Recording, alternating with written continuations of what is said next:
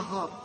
3 وصايا أبعثها من قلبي إلى قلوبكم، وأقسم بمن أحل القسم وأنا في بيت الله، من حافظ على ال3 الوصايا هذه فلن يعرف الهم ولا الحزن إلى قلبه طريق ولا إلى حياته. الوصية الأولى الصلاة، والوصية الثانية القرآن، والوصية الثانية كثرة ذكر الله والسجود.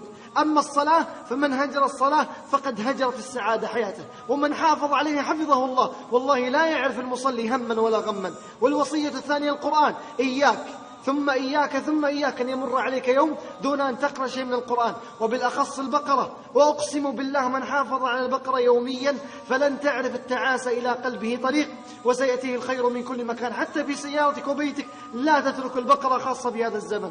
الوصية الثانية كثرة ذكر الله، ولا يعرف الهم ولا الحزن رجل أو امرأة استدام على ذكر الله. كيف يأتيه الهم أو الحزن أو تأتيه المشاكل وهو يذكر الله عز وجل؟ وكثرة السجود. أطول سجدة في حياتك أخي المبارك، أختي المباركة، كم مدتها؟ دقيقة، دقيقتين، 3؟ متى سجدنا لله ساعة؟ متى سجدنا لله ساعتين؟ اعلم أنه ما وقع بلاء إلا بذنب، ولا رفع إلا بتوبة. فهيا بنا إلى توبة صادقة مع الصلاة ومع القرآن ومع كثرة ذكر الله ومع كثرة السجود وإطالة السجود، ليفرج الهم وينفس الكرب ويأتي الخير من كل مكان. اللهم من نشر رسالتي هذه فأسعده وحقق أمنياته.